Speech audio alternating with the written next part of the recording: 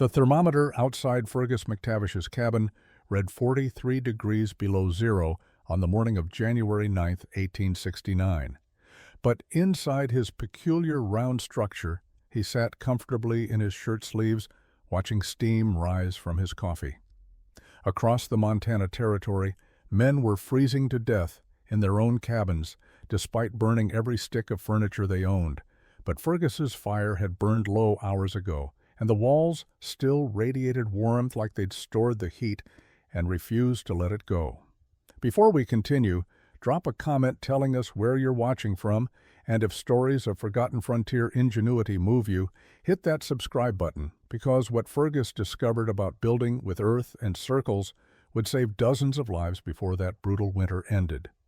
The air hurt to breathe. That was the first thing every man noticed when the cold front descended on Montana Territory in early January of 1869. The second thing they noticed was that their cabins, those log structures they had trusted with their lives through previous winters, had become inadequate overnight. Fires that normally kept interiors tolerable now barely held back the cold. Men fed logs into fireplaces continuously and still watched their breath cloud in front of their faces. Ice formed on the inside walls. Water buckets froze solid, despite sitting 3 feet from roaring fires. Fergus McTavish woke on the morning of January 9th in his peculiar cabin near the Bitterroot Range and performed his usual routine. He climbed down from his sleeping platform, added 2 logs to the fire that had burned low during the night, and put coffee on to boil. The interior of his cabin felt warm against his skin, comfortable enough that he wore only his wool shirt and trousers. He walked to his door, a heavy structure set into the earth-bermed wall, and opened it to check the thermometer he had mounted outside on a post. 43 degrees below zero. Fergus had seen cold before.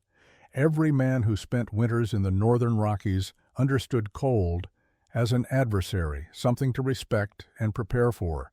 But this was different. This was cold that killed. He could see it in the way the air seemed to shimmer with ice crystals. He could hear it in the sharp crack of trees splitting in the forest. This was cold that would test every structure, every preparation, every assumption about survival. He closed the door and returned to his fire. His coffee boiled. He poured a cup and sat at his small table, steam rising from the dark liquid. The walls around him, thick logs chinked with clay and horsehair, radiated gentle warmth. They had absorbed heat from his fire over the past months, and now they gave it back slowly, steadily. The earth, burned against the exterior, provided insulation that wood alone could never match. The dome roof above, covered with a foot of soil and living sod, held heat inside like a blanket. Fergus had built this cabin 2 years earlier, following principles that other trappers had mocked: round instead of rectangular, earth-covered instead of exposed wood, designed around heat retention instead of construction speed. The other trappers had called it McTavish's mound. They had joked that he lived like a badger in a burrow. They had questioned his sanity. But on this morning, in this cold, Fergus's cabin maintained a comfortable interior temperature of 62 degrees with a fire that barely qualified as active.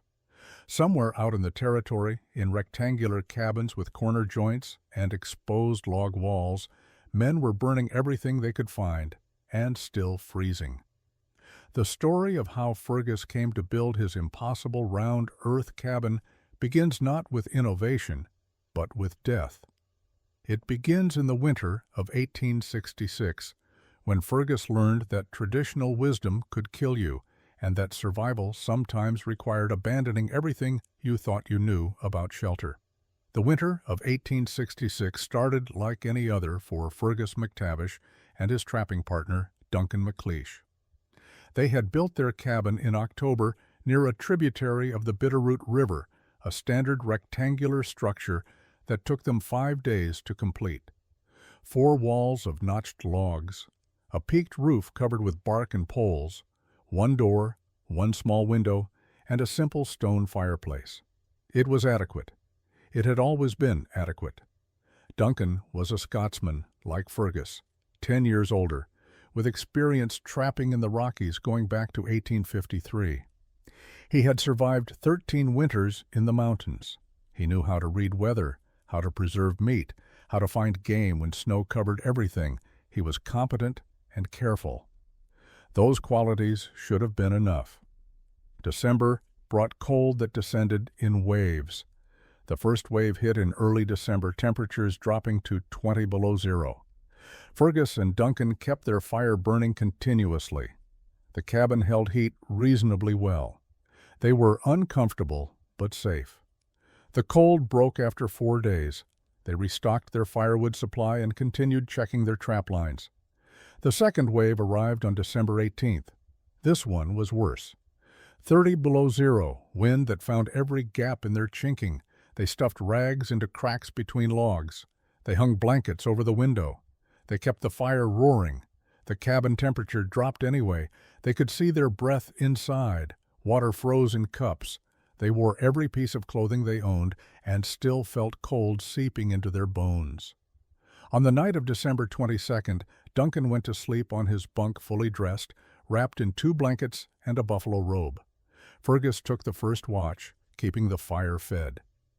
Around midnight, he woke Duncan for his turn. Duncan seemed sluggish, slower than usual. Fergus attributed it to the cold and exhaustion. He climbed into his own bunk and tried to sleep. He woke at dawn to find Duncan dead. His partner had kept the fire going through. His watch then climbed back into his bunk. The cold had taken him anyway, not quickly, not dramatically. His body had simply used all its resources fighting the temperature and had nothing left. He looked peaceful, like he was sleeping. Fergus sat beside Duncan's body for an hour, unable to process what had happened. They had done everything right. They had built a solid cabin. They had maintained a fire all night.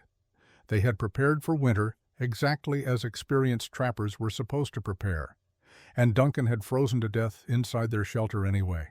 When Fergus finally moved, it was to check the thermometer outside, 34 degrees below zero. Inside the cabin with the fire that had burned all night, the temperature was perhaps 20 degrees. Their rectangular cabin with its corner joints and exposed log walls had bled heat faster than their fire could produce it. The shelter they had trusted had failed. Fergus buried Duncan 3 days later when the cold broke enough to make digging possible. He marked the grave with stones and spent the rest of that winter alone, thinking about how cabins were supposed to protect you and what it meant when they didn't. Fergus survived the remainder of the winter of 1866 in the cabin that had killed his partner. Every night he kept the fire burning. Every morning he woke grateful to be alive. Every day he looked at the walls around him with suspicion and growing anger. This structure had failed Duncan. It could fail him. Traditional construction methods that everyone accepted as sufficient were actually inadequate. That realization festered in his mind. Spring arrived in late March of 1867. The snow melted. The creeks ran high with runoff. Fergus should have started his spring trapping, working the beaver ponds when pelts were prime. Instead, he found himself visiting other cabins throughout the territory. Most were abandoned, their owners either dead or moved on. Some showed obvious damage. Others looked intact but revealed their flaws upon examination. Fergus developed a systematic approach to his investigation. He examined every corner joint, looking for gaps. He found them in every cabin. The notching technique that joined logs at corners created inevitable spaces where wood met wood imperfectly. Chinking filled these gaps, but chinking cracked and fell out. Even fresh chinking allowed air passage. Every rectangular cabin had 4 corners. Every corner had gaps. Every gap bled heat. He studied how logs settled over time. Green wood dried and shrank. The weight of roofs compressed walls unevenly. Rectangular construction meant different settling rates at corners versus wall centers. This created new gaps, sometimes large enough to see daylight through. In extreme cold, these gaps became death sentences. He examined roofs. Standard construction used poles laid across wall tops. covered with bark or split shakes, sometimes topped with sod. These roofs were adequate for shedding rain, but terrible for holding heat. Heat rose. Peaked roofs created high points where hot air accumulated and then escaped through inevitable gaps in the roof covering. The highest, warmest air in any cabin was also the air most likely to leak out. Fergus talked to trappers who had survived brutal cold.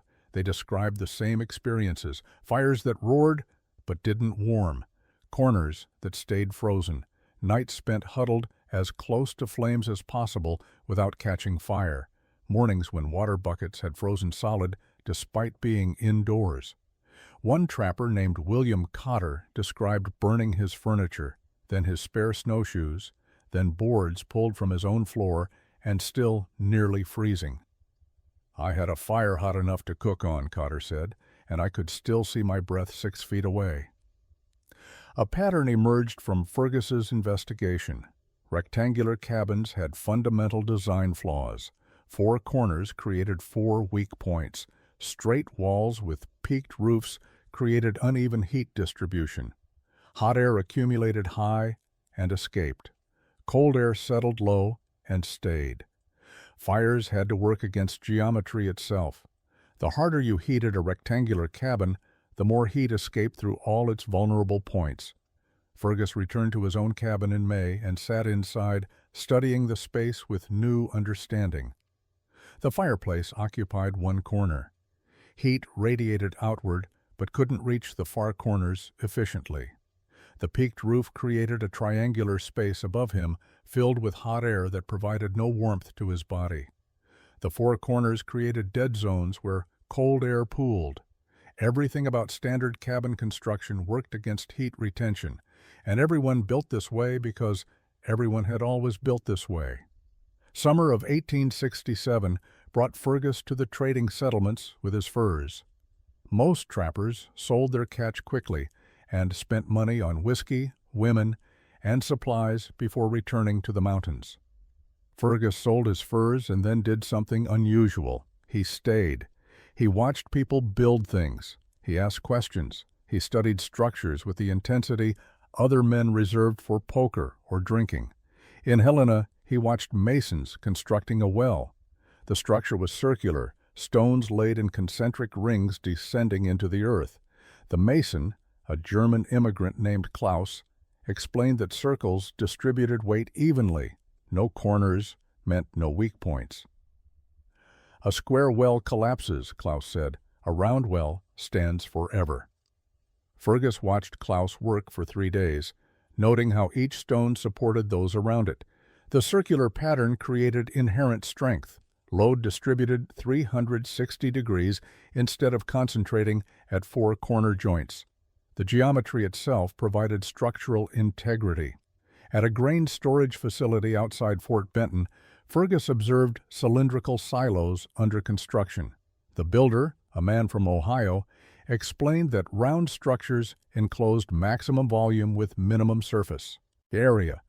"Less wall for the same space inside," he said. "Cheaper to build, easier to heat if you needed to." That phrase stuck with Fergus: easier to heat. Less surface area meant less area for heat to escape. A circle was the most efficient shape for containing anything, including warmth. He visited root cellars dug into hillsides. These were always warmer than surface structures. In winter, they never froze. In summer, they stayed cool. The earth itself provided insulation. Temperature underground remained relatively constant regardless of surface conditions. A farmer named Hutchins explained, "Ground don't freeze more than 3-4 feet down. Below that, it's the same temperature year-round, 40-50 degrees maybe." Fergus did calculations in his head. If surface temperature was 30 below zero and underground temperature was 45 degrees, that was a 75-degree difference. Earth provided that protection naturally. What if a cabin was partially underground? What if earth was bermed against walls? In a trading post, Fergus met a stonemason who talked about thermal mass. "Stone holds heat," the mason explained. "You heat stone during the day, it gives heat back all night. That is why stone buildings stay warmer. The walls themselves become heat storage. Fergus thought about Earth. Earth was thermal mass, tons of it, available everywhere, free. A cabin surrounded by Earth would be surrounded by heat storage. Fire would warm the Earth. Earth would radiate warmth back. He had seen Native American earth lodges from a distance during his travels, dome-shaped structures covered with soil, partially underground. He never examined them closely, respecting territorial boundaries, but he remembered their shape, round, earth-covered. The tribes using them survived winters in the same mountains where white trappers froze. On the journey back to his trapping grounds in late July, Fergus carried unusual items: paper for drawing, a compass, rope for measuring circles, and ideas that would have seemed insane to any other mountain man. But Fergus had watched Duncan die in a properly built cabin. Proper was not sufficient. Tradition was not safety. He needed something different, something that understood heat, geometry, and earth. Fergus returned to the mountains in August of 1867 with a conviction that bordered on obsession. He set up a temporary camp near his old cabin, but refused to sleep inside it. The structure represented failure. Instead, he spent his evenings beside a fire, drawing diagrams in smooth dirt with a stick, working through problems that had no precedent in frontier construction. The first problem was shape. Rectangular cabins had 4 corners. Each corner was a weakness. Heat escaped through corner gaps. Cold air pooled in corner dead zones. A fire in one corner could not efficiently heat the opposite corner. The geometry worked against survival. But what if there were no corners? A circle had no corners. A circle was continuous. Every point on a circle's perimeter was equidistant from the center. Fergus drew circles in the dirt he measured with rope. A circle 14 feet in diameter enclosed 154 square feet of floor space. To enclose the same area with a rectangle, you needed more perimeter. More perimeter meant more wall. More wall meant more surface area, losing heat. The mathematics were simple. Circles were efficient. He worked out heat distribution. If a fire burned at the center of a circle, heat radiated outward equally in all directions. Every point on the wall received the same warmth. No cold corners, no dead zones. The entire perimeter would be equidistant from the heat source. In a rectangular cabin, fire in one corner left the far corner cold. Circular geometry solved this. The second problem was insulation. Wood provided minimal insulation. Logs stacked horizontally created walls, but wood alone could not hold heat effectively. Air gaps between logs made it worse. But earth was different. Earth was mass. Earth was insulation. Earth underground maintained constant temperature regardless of surface conditions. Fergus had learned from the stonemason that thermal mass stored heat. Earth was thermal mass available in unlimited quantities. If Earth surrounded a cabin's walls, the Earth would absorb heat from interior fires. Once warmed, Earth would radiate that heat back slowly over hours. The walls themselves would become heat sources. Instead of fighting to keep heat inside, the structure would store heat and release it gradually. He drew cross-sections showing Earth bermed against exterior walls. The Earth would need to be thick, at least 3 feet, to provide meaningful mass. The cabin would need to be partially buried or built into a hillside. This was unconventional. This was strange. This was also thermally superior to any exposed log wall. The third problem was the roof. Heat rose. Peaked roofs created high spaces where hot air accumulated uselessly before escaping, but a dome roof would be different. Curved surfaces would keep heat lower. And if the roof was also earth-covered, it would provide the same thermal mass advantage as the walls. The entire structure would be wrapped in heat storage. Fergus spent 3 weeks working through these principles. He had no formal education in engineering or architecture. He simply had determination and the memory of Duncan's body. Mathematics did not require education. Heat followed rules. Geometry followed rules. Earth had properties. Circles had advantages. By late August he had his design, a circular cabin, 14 feet in diameter, partially buried. Earth-bermed walls, domed, earth-covered roof, central fireplace, one small door, one small window, everything optimized for heat retention. Everything built around principles, not tradition. Choosing where to build was as important as how to build. Fergus spent the first week of September walking the territory within 3 miles of his trap lines, evaluating potential locations with criteria no other trapper would consider. He needed specific geological and topographical features. His design required them. The site needed a hillside with gentle slope. Too steep and construction would be impossible. Too flat, and he could not achieve the earth berming he required. The ideal slope was approximately 20 degrees, enough to allow building partially into the hill while maintaining structural stability. He found 3 candidates and evaluated each carefully. Drainage was critical. An earth-covered cabin built in a location where water collected would become a wet, moldy disaster. He needed ground that shed water naturally. He studied the terrain during a rainstorm, watching how water moved. One site channeled runoff perfectly to either side. That became his primary candidate. He needed clay nearby. His chinking mixture required clay as a base ingredient. Carrying clay from miles away would add weeks to construction. He dug test holes around his preferred site and found clay deposits 8 feet down, close enough. The soil above the clay was loamy, good for berming and roof covering. The site needed to be near timber, appropriate for his construction method. Circular walls required specific logs. He needed relatively straight pine or fir, 10 to 14 inches in diameter, that could be cut into short sections. He scouted the surrounding forest and found adequate timber within half a mile. Hauling distance was acceptable.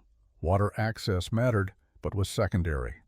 The site he preferred was 70 yards uphill from a creek. Hauling water uphill was work, but the defensive and drainage advantages outweighed inconvenience. He would haul water. Men hauled water. That was acceptable. On September 12th, another trapper named Eamon Kilpatrick rode through and found Fergus surveying his chosen hillside with rope and stakes. Eamon stopped to watch Fergus measure and mark a perfect circle 14 feet in diameter on the slope. "You building something?" Eamon asked. "A cabin," Fergus replied. "Defied." "On a hillside? You will slide right off come spring." "I am building into the hillside, not on top of it." Eamon studied the circular stakes. "That is a strange shape for a cabin." "It is a round cabin." "Round?" Eamon laughed. "Logs are straight. Cabins are square. That is how building works." Fergus continued measuring, ignoring the commentary. Eamon watched for several more minutes, then shook his head and rode off. Fergus heard him muttering something about madness and grief. Perhaps he had gone mad. Fergus considered this possibility while hammering stakes to mark his foundation perimeter. Grief could drive men to irrational behavior, but this was not irrational. This was engineering. Duncan had died in a rational, traditional, properly built cabin. Fergus would not make that mistake. He spent 2 more days refining his site preparation. He cleared brush and small trees from the building area. He marked where he would excavate. He identified where excavated soil would be stockpiled for later use in berming. He planned drainage channels to direct water away from the structure. By September 15th, planning was complete. The site was selected, marked, and prepared.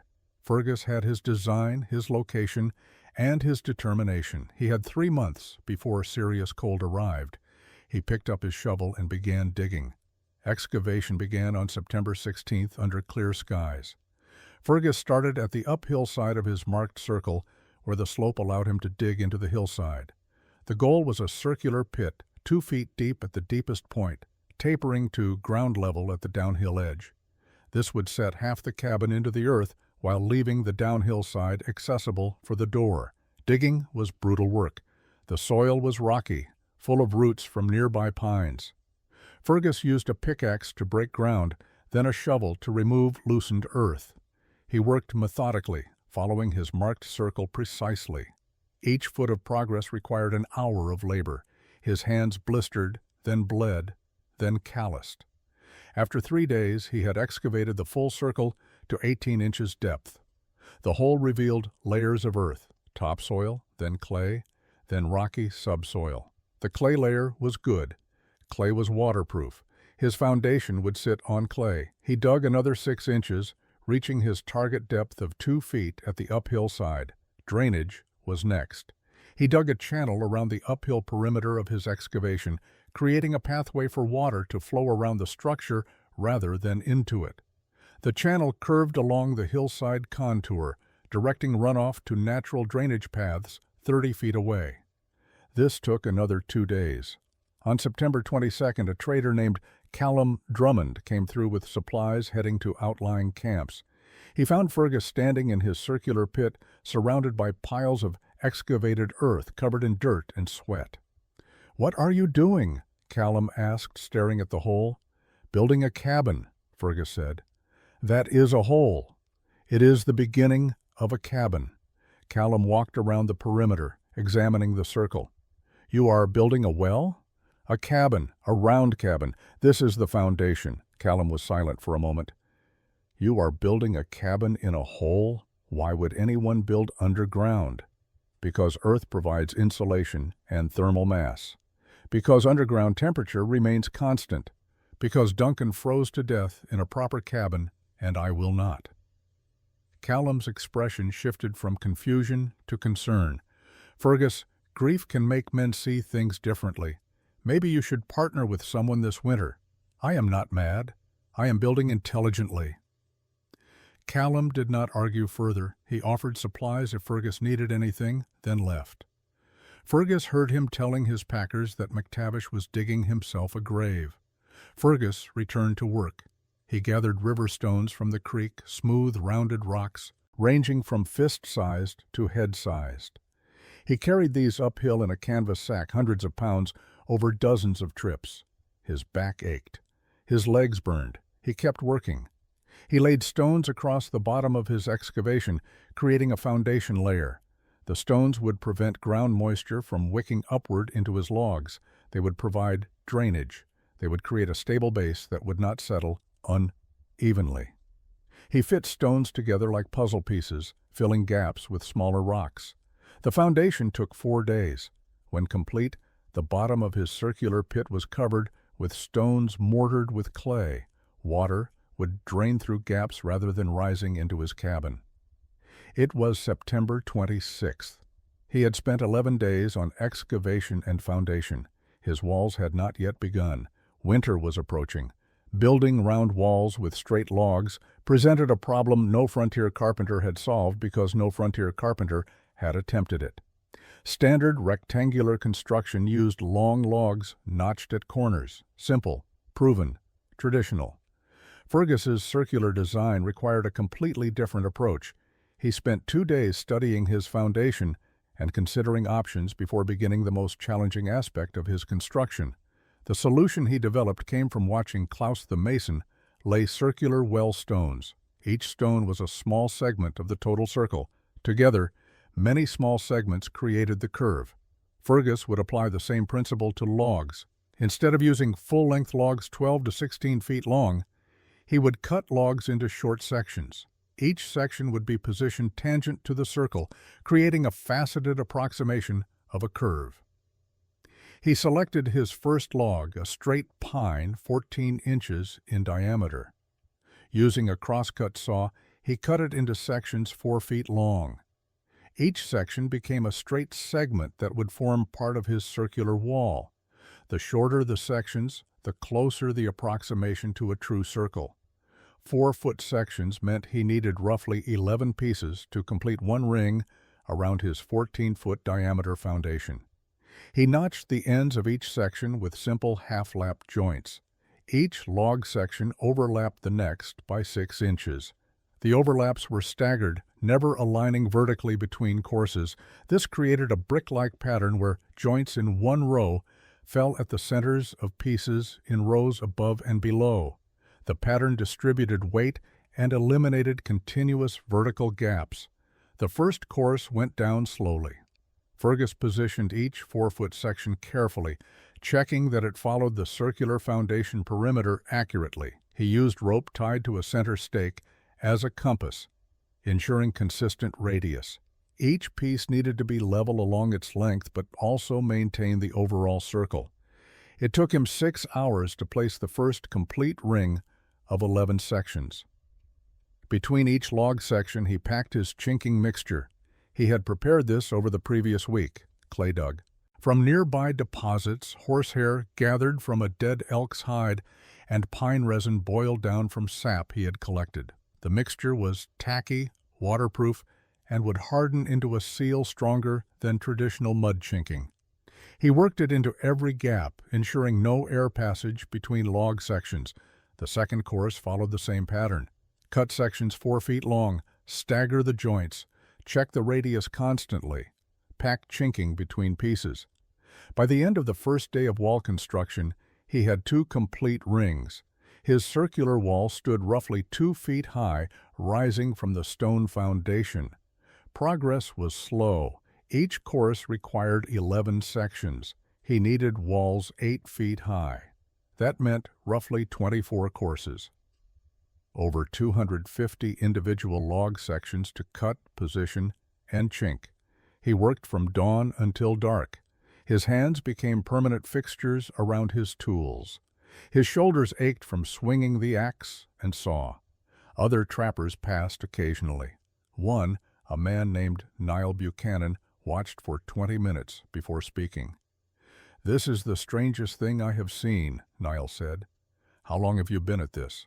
3 weeks on the walls, 5 weeks total. I built my cabin in 4 days. Your cabin has corners, Fergus said.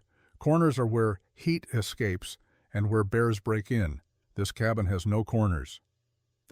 Niall studied the circular wall, now 4 feet high. It looks solid, but the work is worth it if I do not freeze. Niall eventually left. Fergus returned to his wall, placing another section, packing more chinking. 7 weeks into construction, walls only half height. Winter approaching, the walls reached their full height of 8 feet on October 23rd. Fergus stood back and examined his work. 24 courses of short log sections, each carefully fitted and chinked. The circular structure rose from its stone foundation, solid and continuous. No corners, no weak points, but the walls were only half of his thermal system. Now came the earth berming that would transform exposed logs into insulated mass. He had stockpiled excavated soil during foundation work, but he needed more. His design called for earth packed against exterior walls to a depth of 3 feet and a height of 5 feet. That represented roughly 40 cubic yards of soil. He began digging into the hillside above his cabin, creating a terraced cut that would blend naturally with the landscape. Fergus filled a canvas sack with soil, carried it to the cabin, and dumped it against the exterior wall. Then he returned for another load. Each sack held perhaps 50 pounds. He needed thousands of pounds. His shoulders developed permanent aches. His hands, already calloused from wall construction, cracked and bled from shovel handles. He could not simply pile earth against the walls. It had to be compacted. Loose soil would settle, creating gaps and reducing insulation value. After every 6 inches of depth, Fergus tamped the earth with a heavy wooden block, pounding it until the soil refused to compress further. The tamping was monotonous, exhausting work. The earth berm grew slowly. First it covered the bottom 2 feet of wall, then 3 feet, then 4. Fergus worked his way around the circle, maintaining consistent height. By early November, the berm reached 5 feet high on the exterior wall. From inside, Fergus could see only the top 3 feet of his log walls. The bottom 5 feet were buried in earth. On November 7th, Niall Buchanan returned and found Fergus smoothing the exterior surface of his earth berm. Niall stared at the structure for a full minute before speaking. "You buried your cabin. Niall said. "I bermed it. The earth provides insulation. It looks like a grave mound. Ancient people understood thermal mass better than we do." Niall walked around the structure. "I will admit it looks solid, but you are living in a hill now. I have built myself insulation that wood alone cannot provide. When winter comes, this earth will hold heat. It will store warmth from my fire and radiate it back for hours, or it will be cold and damp, and you will freeze in your hole." Fergus did not argue. Words would not prove his design. Only winter would do that. Niall left, shaking his head. The exterior walls were complete. 5 feet of earth wrapped around his circular log structure. Now he needed to build a roof that would complete his thermal envelope, a dome. Building a domed roof presented challenges that standard peaked roof construction never encountered. Fergus had no experience with dome geometry. No frontier carpenter did. But he understood the principle. A dome distributed weight and compression along its curve, and a dome would keep his interior space lower, preventing hot air from rising uselessly into peaked spaces. The first challenge was creating the framework without a center support post. A center post would occupy valuable interior space and interfere with his central fireplace plan. His solution was a compression ring. Using 6 curved sections of green willow bent and lashed together, he formed a ring 3 feet in diameter. This would sit at the apex of his dome. From the center ring, rafters would radiate downward to the perimeter walls. He cut 24 rafters from straight pine poles, each 8 feet long. But rafters laid straight would create a cone, not a dome. He needed curve. His solution was to notch each rafter at specific points, then soak them in the creek for 2 days. He bent each piece over a curved form, securing it until the wood dried in the proper arc. Each rafter took 3 days to prepare. By mid-November, his rafters were ready. He began installation by temporarily propping the center compression ring 8 feet above the floor. Then he positioned the first rafter, securing its lower end to the perimeter wall and its upper end to the compression ring. He installed rafters opposite each other to maintain balance. By the end of the first day, he had 8 rafters installed. After 6 days, all 24 rafters were installed. He removed the temporary center post. The dome held. The compression ring, supported by the radiating rafters, stayed suspended 8 feet above the floor. Weight transferred along the curves down to the perimeter walls. The geometry worked. Between the rafters, Fergus installed cross pieces running perpendicular, creating a lattice. The cross pieces would support the roof covering and prevent the rafters from bowing inward under load. He used thinner poles, spacing them every 8 inches. The lattice work took another week. By late November, his dome framework was complete. Standing inside, Fergus looked up at the radiating pattern of rafters and crosspieces. It looked like the interior of a basket, curved and woven. Over this framework, he needed to build multiple layers that would create his earth-covered living roof. Winter was 2 weeks away. The dome framework needed layers to make it weatherproof, insulated, and capable of supporting massive earth weight. Fergus began on November 25th with split planks. He had prepared these over previous weeks using a froe and maul to split straight-grained pine into boards 1 inch thick and 8 inches wide. Each plank was 3 feet long. He needed over 100 of them. He laid planks over the rafter lattice, working from the bottom perimeter upward in overlapping courses like shingles. Each plank overlapped the one below by 6 inches. He pegged each plank to the rafters using wooden pins whittled from oak branches. The plank layer took 4 days. Birch bark provided the second layer. Fergus had collected sheets in September, knowing he would need them.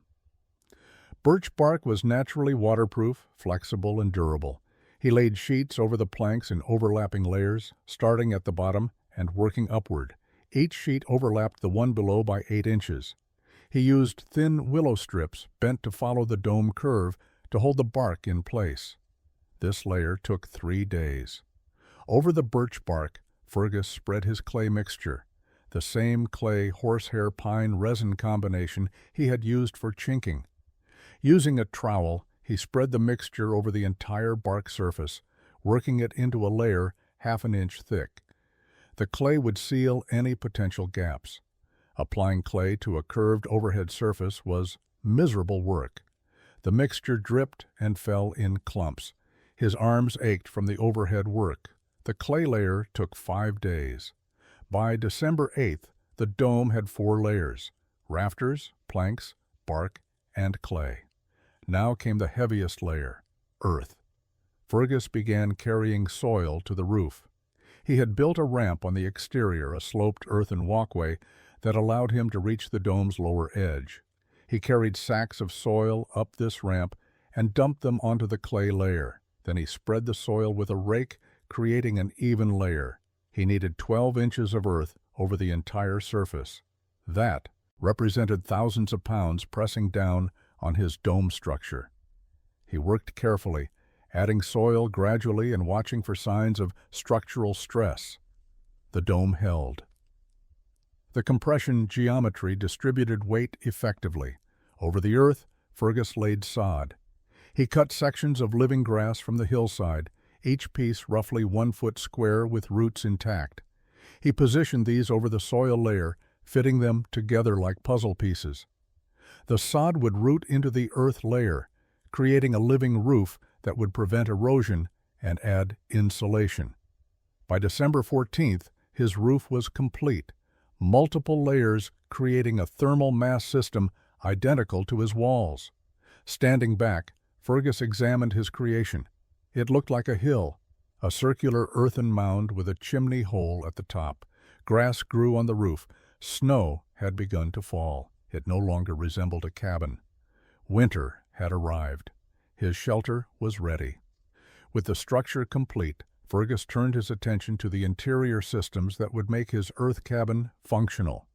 The most critical element was the fireplace. In a circular design, the mathematics were clear. The center was equidistant from all walls. A central fireplace would radiate heat uniformly in all directions. Fergus began gathering stones from the creek bed on December 15th. He needed specific types: granite and basalt for the firebox, stones that could withstand repeated heating without cracking; smooth river stones for thermal mass, rocks that would absorb and hold heat for hours. He carried hundreds of pounds uphill over 3 days. The fireplace foundation started at the exact center of his circular floor. He dug down 12 inches and filled the depression with gravel for drainage. Over this, he laid large flat stones, creating a base that would support the weight of his fireplace. The base was 4 feet in diameter. He built the firebox using his best stones, fitting them together with clay mortar. The firebox was 2 feet in diameter and 18 inches deep, small enough to be fuel efficient, large enough to provide adequate heat. He lined the interior with fire-resistant stones, creating a bowl that would contain flames and coals. Around the firebox, he extended the hearth using flat stones laid in a circular pattern. The hearth reached 6 feet in diameter, creating a massive stone platform at the cabin center. This was thermal mass. The stones would absorb heat from the fire and radiate it outward for hours after flames died. The chimney presented a unique challenge.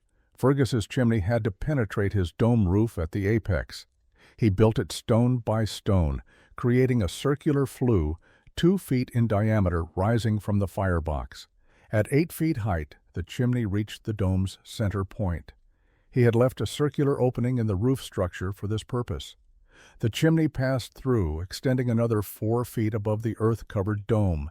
The chimney's height and central location created excellent draft. Smoke would rise straight up and out. The central position meant the chimney itself would radiate heat before exiting the structure. With the fireplace complete, Fergus built his sleeping platform against the curved wall. He used split logs to create a frame raised 2 feet off the floor, providing storage space beneath. He constructed a small table and shelves mounted to the walls. On December 20th, He lit his first fire in the central hearth. Smoke rose cleanly through the chimney. Heat radiated outward. Within an hour, the stone hearth was warm to the touch. The log walls began absorbing warmth. The earth burning outside started its slow thermal charge. His heat engine was operational. Now winter would test whether his engineering matched his theory. The first snow fell on December 22, 1867. Fergus woke to silence. He climbed down from his sleeping platform and checked his fire. Coals still glowed from the previous night. He added 2 logs and watched flames catch. The interior felt comfortable, warmer than any rectangular cabin he had experienced at this hour. He opened his door and stepped outside. 6 inches of fresh snow covered everything. His thermometer read 18 degrees below zero. He returned inside and closed the door. Over the next hour, he observed his cabin's behavior. The fire burned steadily, heating the central stone hearth. Heat radiated outward from the hearth in all directions. The circular walls received warmth equally. There were no cold corners because there were no corners. The dome roof kept the warmest air at a useful height. By midday, with the fire burning moderately, the interior temperature reached 60 degrees. Fergus could work in his shirt. The stone hearth was hot enough to cook on. More importantly, the log walls felt warm. The wood had absorbed heat and now radiated it gently back. That night, he let the fire burn down to coals before sleeping. This was the real test. In Duncan's cabin, fires that died during the night meant waking to freezing temperatures. Fergus lay on his sleeping platform and waited. He woke once during the night. The fire was nearly out, just a few glowing embers. But the cabin was not cold. The walls still radiated warmth. The stone hearth, though cooling, still gave off heat. The earth, burning outside, warmed throughout the day, released its stored heat slowly inward. The temperature had dropped, but only to perhaps 50 degrees. Morning brought validation.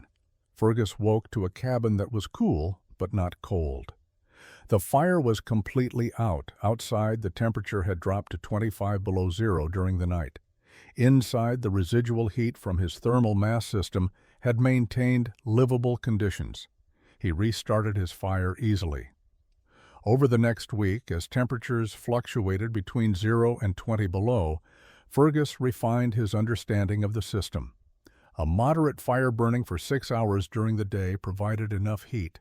Storage to keep the cabin comfortable all night. The earth burning took days to fully charge with heat, but once charged, it became a massive battery that released energy slowly and steadily. He used far less firewood than traditional cabins required, perhaps 1/3 the fuel for superior comfort. The thermal mass did the work that constant fires did in rectangular cabins. On December 30th, Callum Drummond stopped by with supplies. He found Fergus outside in shirt sleeves despite 15-degree weather, splitting firewood casually. "You are not cold?" Callum asked. "I have been working. I just came outside." "Can I see inside?" Fergus led him into the cabin. Callum stood in the center, feeling the warmth, examining the circular walls, studying the central hearth. He touched the log walls. They were warm. "This is remarkable," Callum said. "It is warmer than my cabin with half the fire." "Thermal mass and geometry," Fergus replied. "The other trappers need to see this. Winter is not finished. Let us see how it performs when real cold arrives." Callum nodded and left. Fergus returned to his work. The first test was successful, but he remembered the cold that killed Duncan. That level of cold had not yet arrived. News of Fergus's strange cabin spread through the scattered trapping community during late December and early January. Trappers traveling to trading posts mentioned the circular earth structure. Some described it with curiosity, others with derision. By mid-January of 1868, several trappers had made deliberate detours to see it. The nicknames multiplied. McTavish's Mound was the kindest. Others called it the Hobbit Hole, the Badger Den, Crazy Fergus's Dirt Pile, or simply the Grave. The names reflected amusement and contempt. Frontier men prided themselves on practicality and tradition. Fergus's cabin violated both. Eamon Kilpatrick visited in mid-January with 2 other trappers. They stood outside examining the structure, walking around it, discussing it like judges at a livestock show. "It is ugly," one said. "It looks like someone buried a cabin," Eamon said, which is exactly what he did. Fergus invited them inside. They entered reluctantly, expecting something primitive. Instead, they found a warm, well-organized space. The central hearth radiated heat. The curved walls created an intimate atmosphere. There were no drafts, no cold spots, no corners where frost accumulated. "I will admit," Eamon said slowly, "it is warmer than my cabin." "How much firewood do you burn daily?" one asked.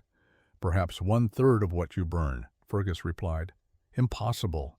I use less fuel because I retain more heat. The earth stores warmth. The circular design eliminates waste." They examined the walls, the hearth, the dome ceiling. They touched the warm logs. They stood in the center and acknowledged that heat reached them equally from all directions.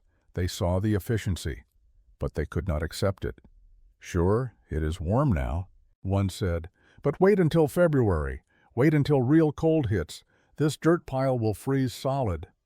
"The effort required," Eamon added.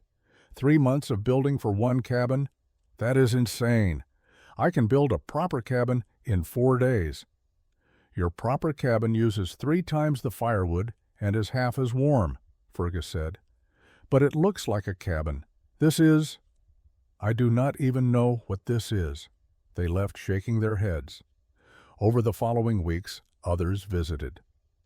Responses were similar: acknowledgement of warmth and efficiency, followed by rejection based on appearance, effort, or unwillingness to abandon traditional methods. A few asked detailed questions about construction. Most dismissed it. Neil Buchanan summarized the prevailing opinion when he visited in late January.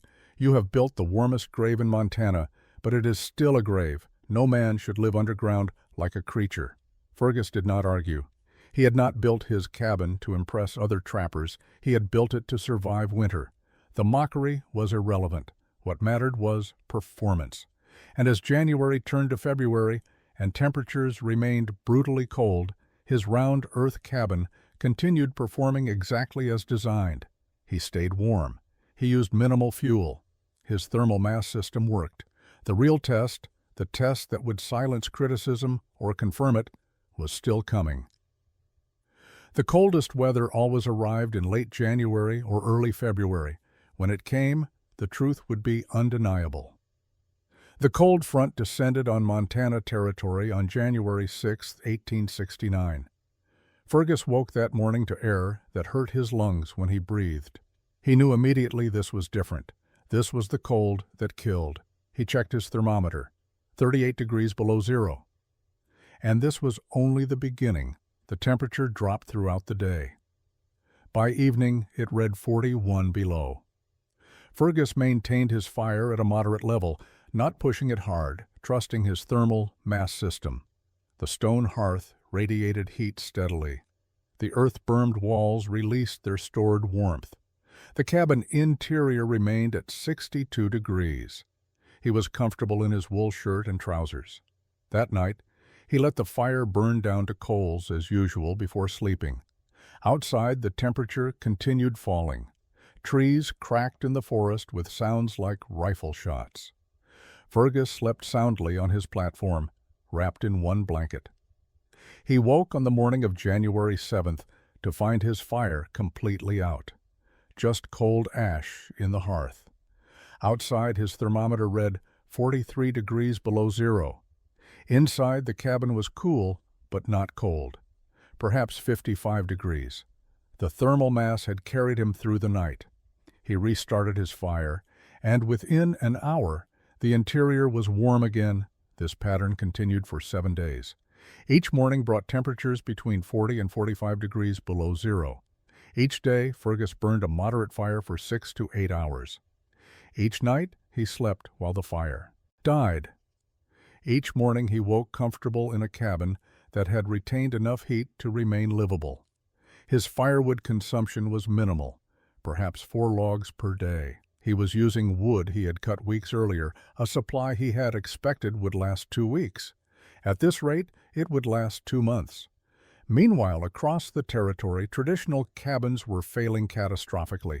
Men were burning everything combustible, trying to maintain survivable temperatures. Furniture, floorboards, tool handles, anything that would burn. Families huddled together under every blanket they owned and still felt cold seeping into their bones. On January 10th, the temperature reached 44 below zero. Fergus sat at his table in his shirt sleeves eating breakfast, watching steam rise from his coffee. His fire burned low in the central hearth. The walls around him radiated gentle warmth. Every element of his design was performing exactly as he had calculated 2 years earlier. On January 11th, he heard gunshots in the distance. 3 shots in rapid succession, then 3 more. The distress signal every trapper knew. Someone was in trouble. Fergus dressed in his heavy furs, loaded his rifle, and headed toward the sound. The cold hit him like a physical blow when he stepped outside. He followed the sound of gunshots. They came from the direction of Callum Drummond's trapline, roughly 2 miles northeast. After 40 minutes of hard travel through brutal cold, he found Callum slumped against a tree trunk, barely conscious. Callum Drummond sat wrapped in every piece of clothing he owned, but it was not enough. His lips were blue. His movements were sluggish. He was hypothermic and dying, despite being within sight of his cabin. "Callum?" Fergus shook him. "Can you walk?" Callum's eyes focused slowly. "Cannot get warm. Fire burning all night. Still freezing." With Fergus's help, Callum got to his feet. They stumbled toward Callum's cabin. Fergus pushed open the door and was hit by heat and smoke.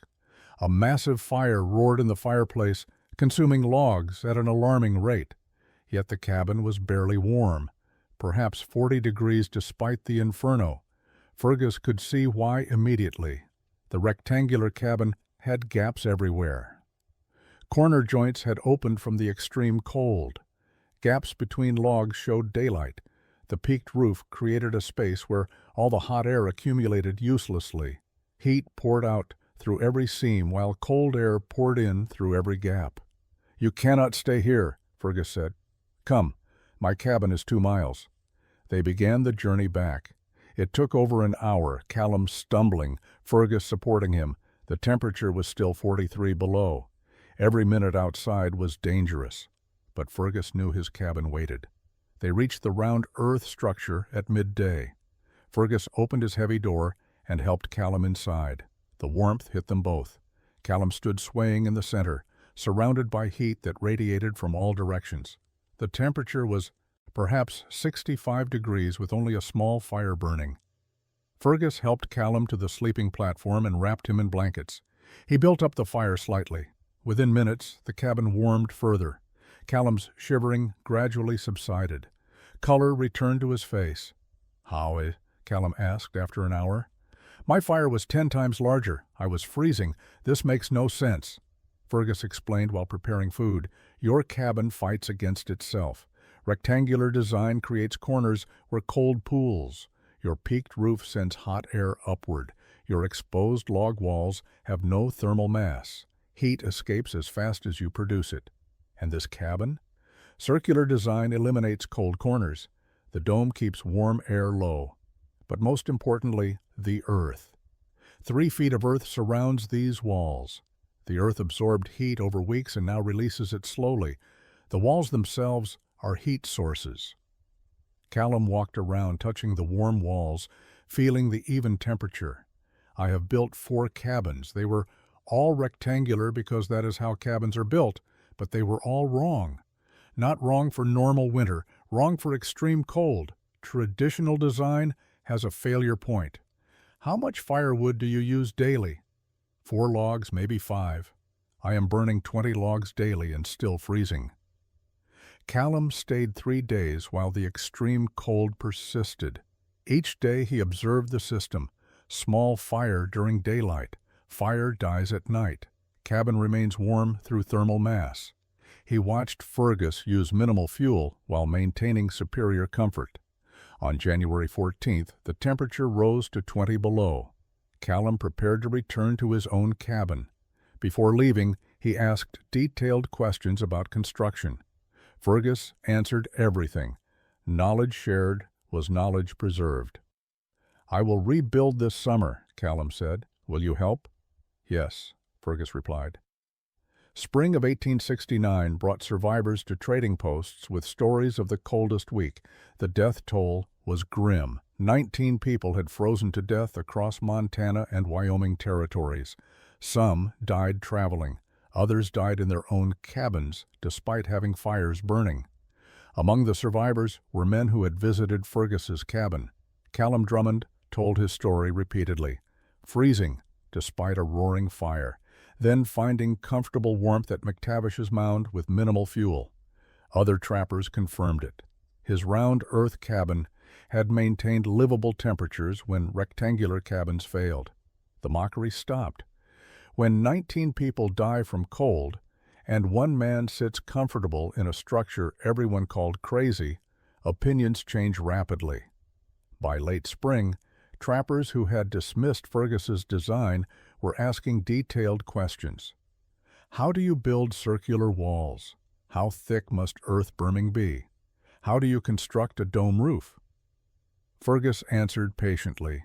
He explained the principles: circular geometry for even heat distribution, earth for thermal mass, dome shape to keep warm air useful, central, fireplace for radial heating. He described his construction methods: short log sections creating curves, clay horsehair pine resin chinking, compression ring dome framework, layered earth roof. Some trappers took notes. Others simply listened and remembered. A few asked if Fergus would help them build. He agreed to assist anyone who asked. Building cabins that would not kill people was more important than beaver pelts. Summer of 1869 saw 4 round earth cabins under construction across Montana territory. Callum Drummond built his with Fergus advising. Niall Buchanan, who had called Fergus's cabin a grave, started his own circular structure. 2 other trappers sought his guidance and built round earth cabins before autumn. Each builder adapted the design based on available materials and sites. Some made their circles larger, others varied dome height or chimney placement. But the core principles remained: circular footprint, earth integration, thermal mass, central heating. By summer of 1870, 11 round earth cabins existed across the northern Rockies. By 1871, the number had grown to 23. The technique spread organically, carried by trappers who survived cold weeks and wanted better shelter. No one called them round earth cabins. Trappers used different names: hot mounds, circle cabins, earth houses, badger dens. But everyone understood what they meant: cabins built partially underground, circular in design, covered with earth, warm in the coldest weather. Fergus continued trapping until 1878. His round earth cabin served him through 11 winters, never failing, always maintaining comfortable temperatures with modest fires. Other trappers visited occasionally, examining his original structure. The earth berming remained solid. The dome roof stayed waterproof. The design was not just efficient, but durable. In 1879, Fergus left the mountains. The trapping trade was dying. He settled in Helena, married a widow named Moira, and started a small ranch. He left his round earth cabin behind, still standing, still functional. Other trappers used it over the following years. The cabin became a known landmark. McTavish's old place, trappers called it, warmest shelter in the territory. Fergus McTavish died on March 14, 1891, at his ranch outside Helena. He was 63 years old. He had lived 32 years beyond Duncan's death, the event that had driven him to reinvent frontier shelter. His obituary was brief: Fergus McTavish, rancher and former trapper, died peacefully. No mention of cabins, no reference to innovations, just another frontiersman passing into history.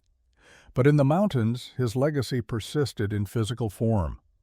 Round earth cabins continued to appear across Montana, Wyoming, and northern Idaho territories through the 1880s and 90s. Trappers built them. Prospectors built them. Early homesteaders built them. Anyone who spent winters in the northern Rockies and valued warmth over convention eventually encountered the design.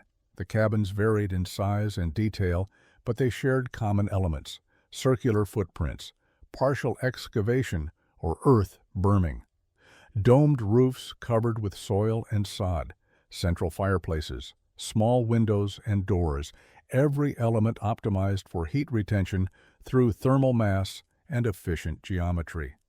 Lives were saved, though the number was impossible to calculate. Survival rarely makes headlines. When a man spends a brutal winter in a well-designed cabin and emerges healthy in spring, no newspaper reports it. But accounts from the period include references to earth houses that stayed warm. Journals describe circle cabins that used remarkably little firewood. The evidence is scattered, but consistent. Into the 20th century, isolated examples of round earth cabins remained standing in remote mountain locations. Some were still occupied, others had been abandoned, but remained structurally sound decades after construction. The design's durability matched its efficiency. Modern historians studying frontier architecture occasionally encounter references to these unusual structures. They appear in old photographs, mentioned in letters, described in memoirs. Most historians note them as curiosities. Few recognize them as solutions to fundamental survival problems. The phrase, "built like McTavish's cabin," persisted in some Montana communities into the 1920s, used to describe anything exceptionally well constructed. By the 1930s, the reference was forgotten. Fergus's name faded from memory, but scattered across the northern Rockies, circular foundations and earth-covered mounds still marked places where round earth cabins once stood. The story of Fergus McTavish demonstrates that frontier innovation often came from desperation rather than inspiration. Duncan's death created obsession. Obsession created analysis. Analysis revealed fundamental flaws in accepted methods. And recognition of flaws drove Fergus to principles that transcended tradition: geometry, thermal mass, heat storage, efficient design. He never sought fame. He never promoted his cabin as superior. He simply built something that worked and shared his knowledge freely. The technique spread because it solved real problems. People adopted it because it kept them alive during cold that killed others. Good engineering proved itself through performance. The impossible warmth that Fergus achieved was not magic or luck. It was applied physics. Circles enclose maximum volume with minimum perimeter. Earth provides thermal mass. Central heat sources radiate uniformly. Dome roofs keep warmth low. These principles were available to any builder, but Fergus was the one who combined them systematically. His legacy exists not in monuments or history books, but in the principle that survival sometimes requires abandoning what everyone knows is right and building something everyone thinks is wrong. Traditional methods work until they do not. When they fail, innovation emerges from those willing to think past convention. Fergus thought past convention and built something that proved traditional wisdom inadequate. That round earth cabin, mocked as a grave, became a template for survival, and that was legacy enough.